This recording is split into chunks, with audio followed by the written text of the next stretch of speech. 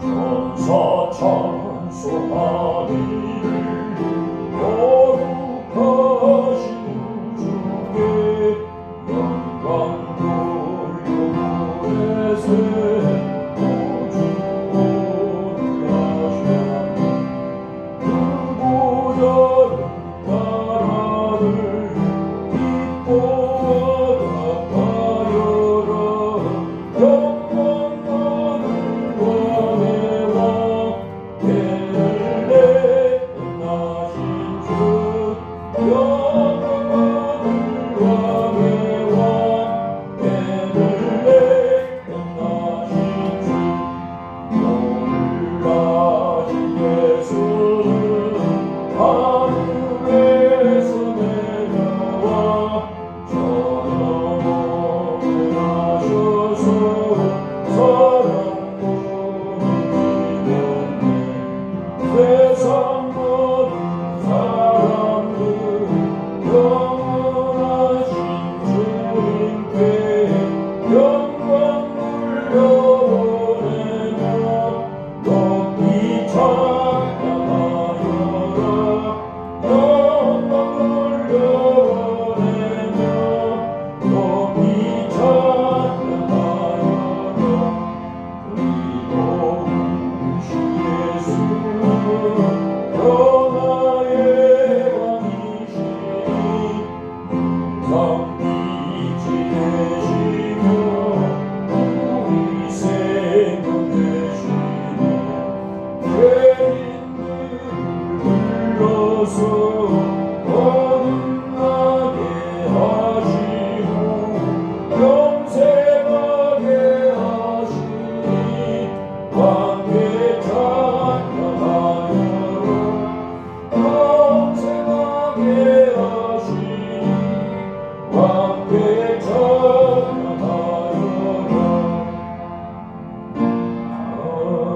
아멘.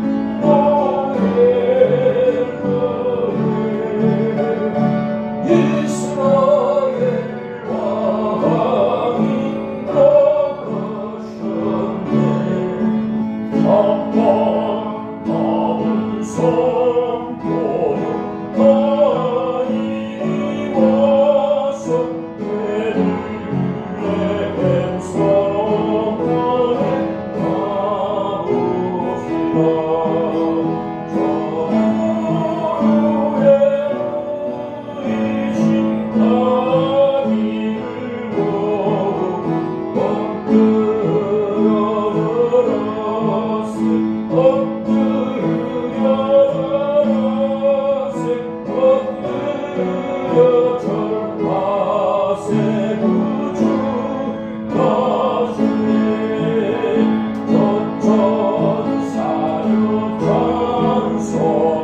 높이 불러서 이 광활한 천지에 울리도록 하나님 앞에 영광을 돌려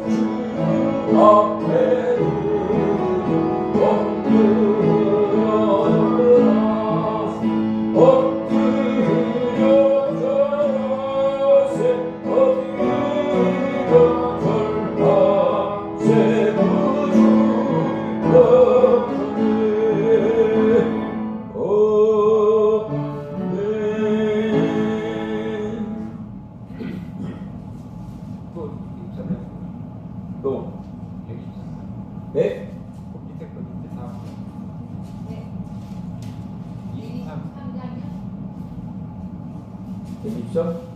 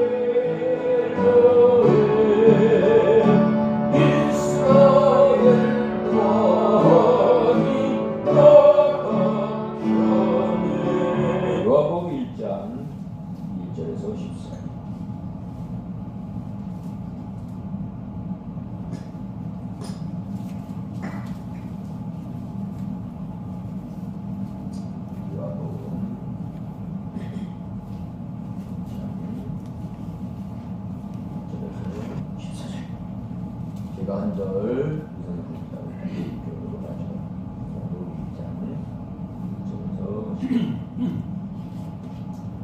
태초에 말씀이 계시니라. 이 말씀이 하나님과 함께 계셨으니 이 말씀은 곧 하나님이시니라. 그가 태초에 하나님과 함께 계셨고 만물이 그로 말미암아 지은 바 되었으니 지은 것이 하나도 그가 없이 된 것이 없느니라.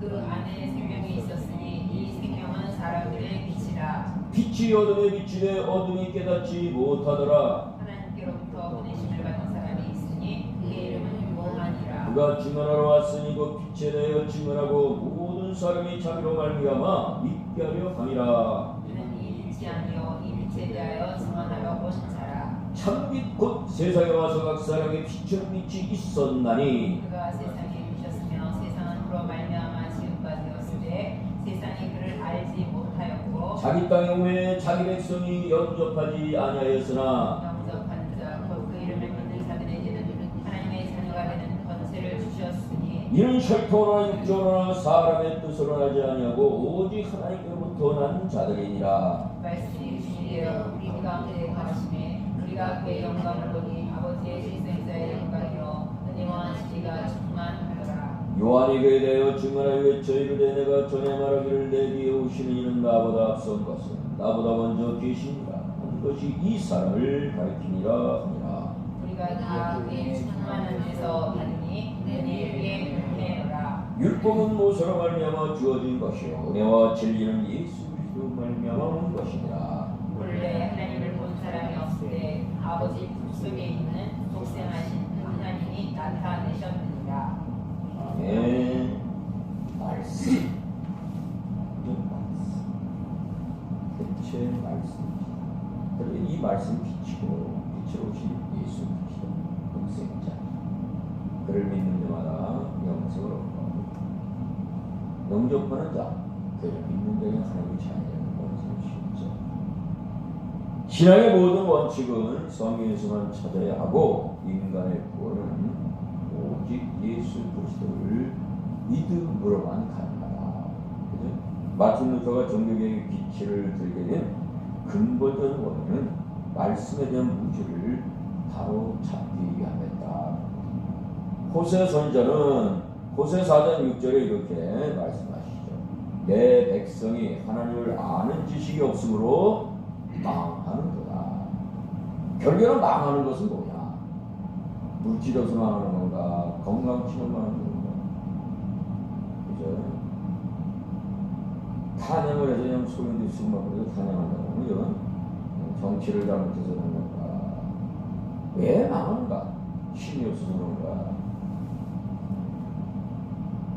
무기가 변변치 않아서 그런가? 경제가 힘들어서 그런가?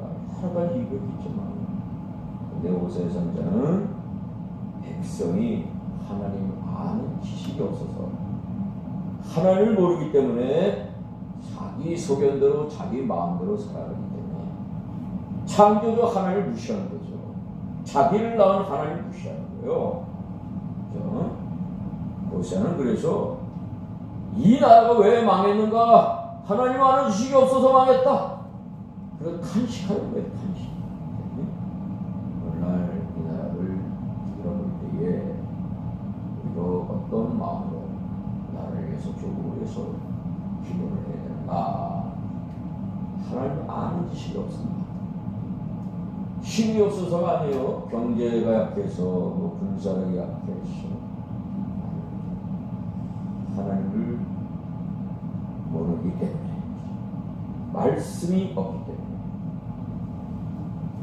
당시 종교제도는 말씀의 권위보다 교황의 권위를 앞세워서 교인들에게 맹목적인 복종을 강요했고 말씀에 무지한 연약한 신도들은 교회의 횡포와 사람들의 권위주의 앞에 맹목적으로 날아갈 수밖에 없었다. 사실 이런 모습을 지켜보시는 하나님은 젊은 사람 마틴 루터를 불러서 세워서 계획을 일으켰죠. 교회가 교회되게 하기 위해서는 무엇보다도 말씀의 권위가 회복되어야 된다는 겁니다. 당시의 교회들은 오늘처럼 이렇게 말씀이 없어요. 성직자들이나 성경이 있었지, 통신도는 손에 성경이 들리지 않았어요. 끝인데요. 그 활짝 나중에 성경을 집어넣어서 복음을 하게 되지만 루터는 성경을 모든 신자들 손에 들려줘야 된다고 외쳤던 사람이에요. 당시 성경은 일반 사람들은 가지고 있지 못했어요. 이 성경이 루터 우리 손에 들려졌다. 개혁주의 계획제로 보통 그러죠. 개혁주의 혁명 또는 새롭게 한다는 뜻보다도 하나님 말씀으로 돌아가자 하는 말씀. 하나님 말씀으로 돌아가는 것이 그것이 우리의 참 행복이다. 참 삶의 목적이 하나님께 우리는 돌아가야 된다. 끊임없이 말씀으로 돌아가요. 말씀에 늘 우리는 비춰봐야 된다. 말씀 속에 생명이 있기 때문에 말씀 안에 생명이 있다. 히브리서 4장 12절에 보면은 하나님의 말씀은 활력이 있다. 살아있다. 운동력이 있다. 활력이 있다. 자기의 말씀 어떤 것보다 예리해서 혼과 영감이 관절과 구슬을 길로 저기까지 한다. 것이 하나님의 말씀은 단순히 신앙의 지식이 아니라는 거죠. 말씀은 창조의 능력이 있죠. 온전한 것에 말씀이 임할 때 질서가 잡히게 되는 거죠. 하나님은 질서가 잡히는 것을 보면서 힘이 좋았다고 그러죠. 창조하실 때마다 좋았다고 해요. 생명의 능력이 어디서 올까? 말씀. 그래서 말씀으로 하나님께서 창조하신 말씀은 살리는 힘이 있어. 죽었던 자가 살아난다 그러죠. 나사로야 나오라. 주님이 말씀하시니까 나서로. 예수님이 말씀하시니 죽은 나사로가 살아나셨네. 살아나셨나요? 살아났다는 거야. 말씀은 살리는 힘이다. 죽은 자들이 하나님의 음성을 들을 때가 오나니 곧 이때가 듣는 자는 살아나리라. 요한복음 5장 25절에 말씀. 우리가 잘 아는 에스겔 골짜기에 뼈들이 잔잔하죠. 근데 그 뼈들에게 명령합니다. 너가 막 그냥 살이 큰 군대를 이뤘다고. 말씀은 생명이 있고 살리는 힘이 있지만 변화시키는 힘도 있어요. 저를 변화시킨다. 사울아, 내가 어찌 나를 핍박하느냐? 사울이 예수 믿는 사람을 잡으러 가다가 예수님 만나잖아요. 사울 대단하죠. 하나님이 아마 사울을 쓰시고자 해서 그를 엎드러지게 한 것 같아요. 왜? 그는 구역에 있는 하나님, 앞으로를 메시아. 너무나 그 율법 중심으로 율법에 대해서 살았던 사람이다. 사울. 나는 율법에 의미 없다 할 정도로. 예수가 왔는데도 그 예수 받아들이지 않아요.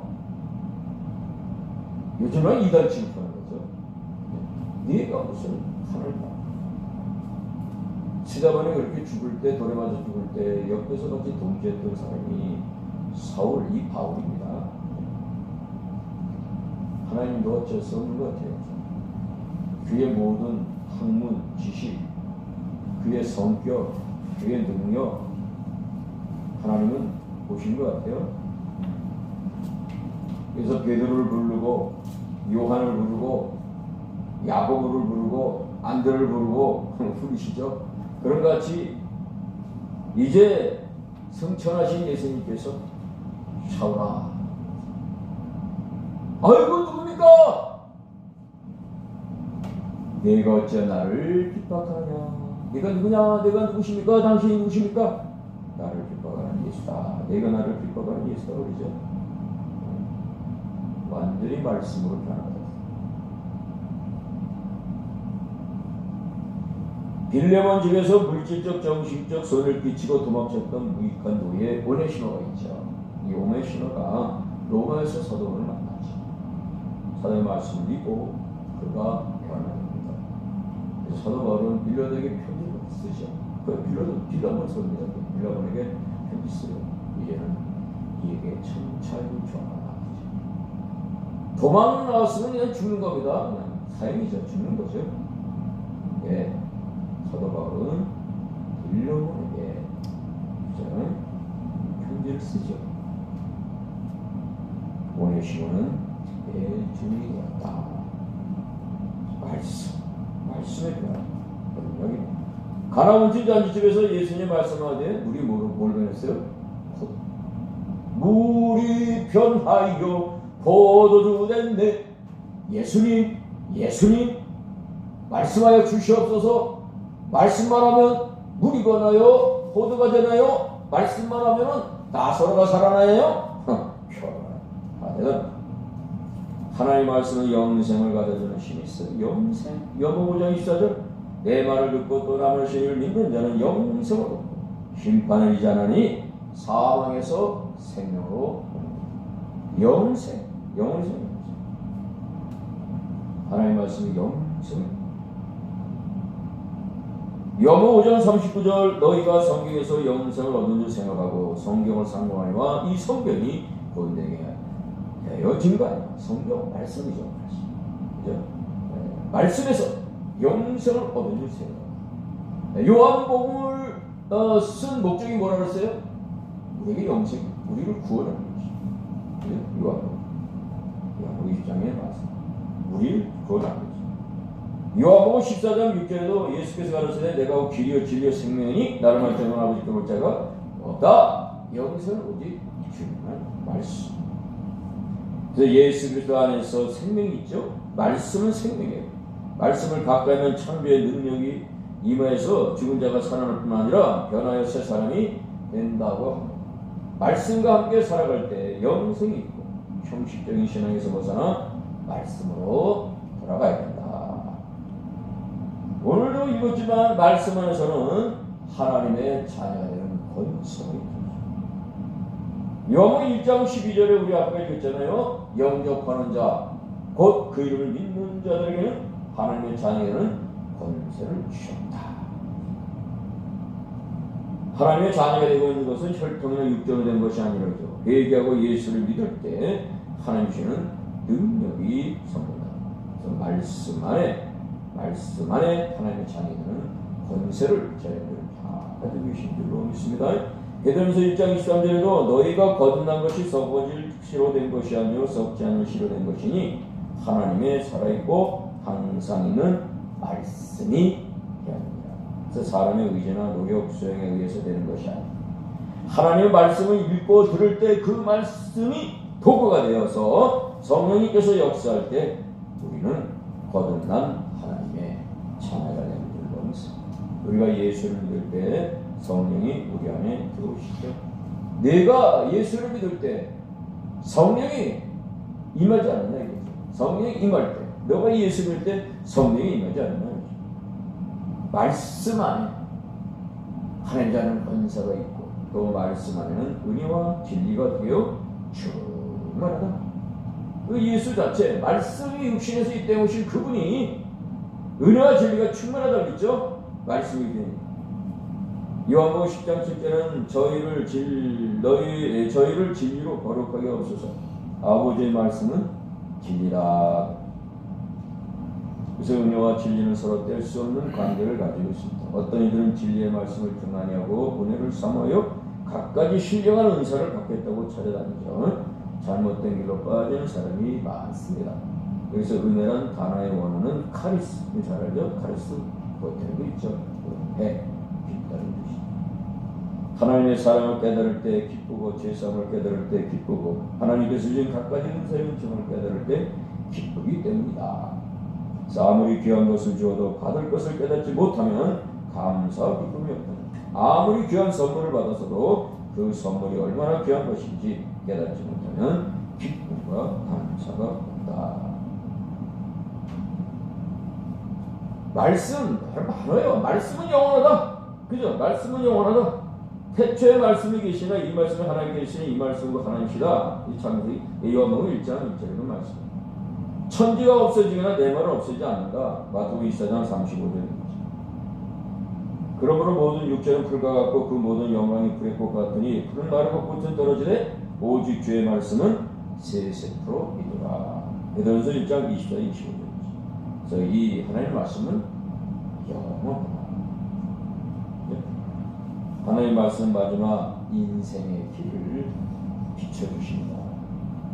110편 100절 저기 옆에 있죠. 오른쪽에. 오른쪽 한번 읽어볼까요? 오른쪽 가운데. 주의 말씀은 시작. 주의 말씀은 내 발의 등이요 내게 빛이다. 주의 말씀은 나를 인도한다는 거죠. 빛이라는 거예요. 내가 어둡고 컴컴한 곳에 다닐 때 빛이 쫙 어두운 밤에 캄캄한 그치? 어두운 밤 캄캄한 밤을 비춰주시는 우리 주님이다.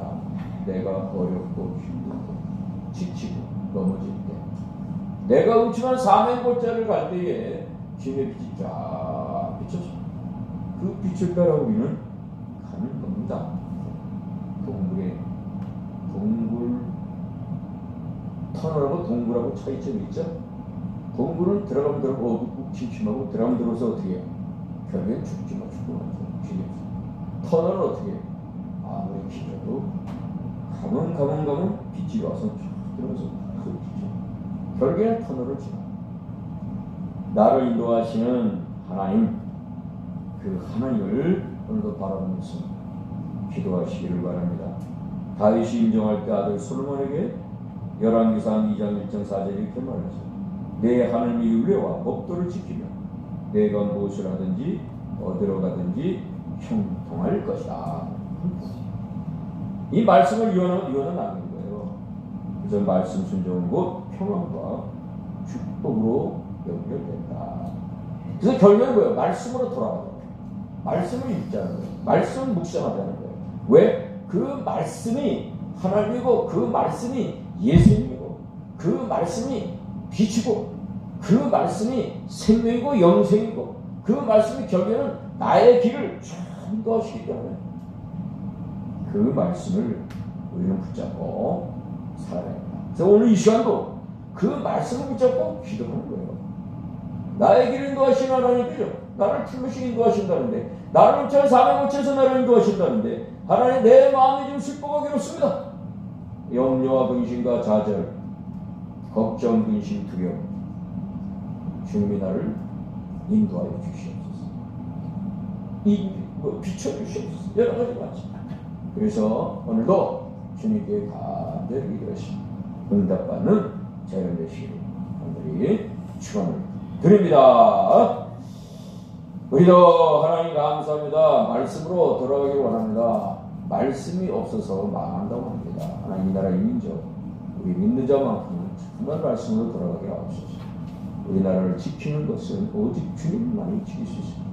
아무리 인간이 지혜가 뛰어난데도, 인간이 힘이 많다고 해도 하나님의 그 지혜를 따라가지 못합니다.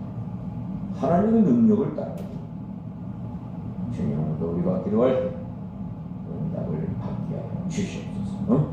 예수님의 이름으로 감사하며 기도하옵나이다.